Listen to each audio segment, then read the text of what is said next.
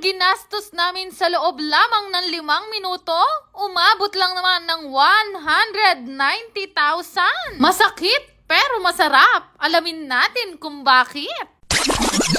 For today's ganap nga, ay late na nga kami umalis mula nga Pulilan at nagbiyahe nga kami papunta nga dito sa Robinson Star Mills, Pampanga. 2 weeks na nga ang nakakalipas simula nung pumunta kami dito sa Okoyan namin at ngayon nga lang ulit kami makakabalik dito. Sobrang kabisihan ko nga, abay hindi ko na nga namalayan at di ko na naalala na may business pala ako, naksyota. Pagdating ko nga doon ay sinalubong agad ako ng staff ko at may inabot nga siya sa akin dahil meron daw customer na nagpapabigay nga daw nito. Grabe, napakababait talaga ng mga customer ko dito sa Okoyan ko at binigyan nga nila ako ng 3 chili garlic. Naku, maraming salamat kung sino ka man, napakabuti ng puso mo, humayo kayo at magparami. Sumaglit nga lang ako dito sa Okoyan namin at hindi na ako masyadong nakapag-video hanggang mag-closing at umuwi na nga ako ng haggard. Grabe naman ang mga person ngayon, talaga nagutom sila sa Okoy, napakaraming tao. Pag-uwi nga namin ay madali ang naggayak at nagbihis lang kami dahil meron nga kaming bisita na darating ngayon dito sa bahay. Actually, ayaw ko na nga sana silang pagbuksan ng pinto dahil ayan na nga ba ang sinasabi ko, mapapagastos na naman tayo. Ang sabi ko nga kay Bebo, marami nga kaming nabentang Okoy kanina pero mukhang mababawi rin dito sa dala niya. Wala na kasi kung time manood ng live nitong si Ma'am Hazel. Kaya naman ang sabi ko sa kanya, dalhan niya na lang ako ng mga ginto niya. Alam nyo ba guys, na si Ma'am Hazel ay suking-suki talaga ni Bebo at napakarami niya na talaga nabili dito. Nakakaloka nga ang mga design ng mga ginto niya at talaga naman masasabi mong very pang madam. Bukod nga sa pagbili ng lupa at pagpapatayo ng mga business, ang isa pa sa pinagkakaabalahan namin ni Bebo ay ang pag-i-invest ng mga ginto. Alam nyo ba guys, natandaan ko nga nung bata ako, meron ng ginto yung tatay ko na talaga naman bumuhay sa amin noon. At sabi nga niya sa akin, kesa nga daw mangutang siya, meron naman siyang ginto na pwede niyang isang la. Tingnan nyo naman to si Bebo, gusto ko na nga siyang ibili pa ng isang daliri dahil kulang pa yung daliri niya sa mga singsing na pinagbibibilin niya, naksyota. Habang tumatanda nga tayo, ang cravings na natin ay business, lupa, ginto, at syempre kasal. Huy! Nung makapili na nga kami ni Bebo ng mga bibilhin naming ginto, ay ayun na nga, kinuha na nga niya yung mga pinagbilan namin ng Okoy kanina. Charies!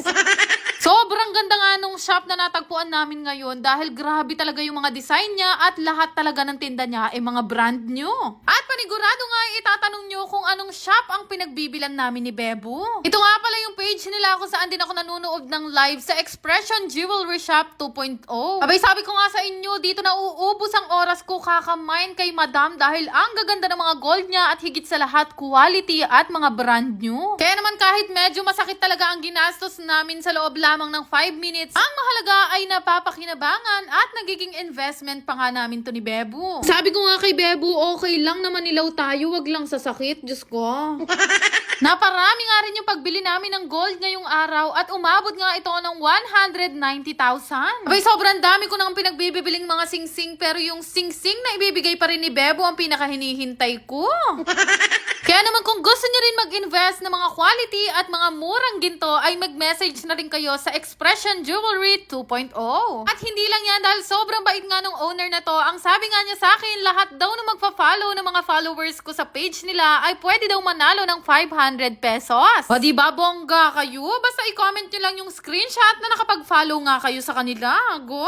At ayun na nga, pag-alis nga nila ma'am ay dumiretso na nga agad ako sa loob para magbihis at mag-skincare. Inaksyota pa ka, gold ko pa mula, lekat na ako manlupa.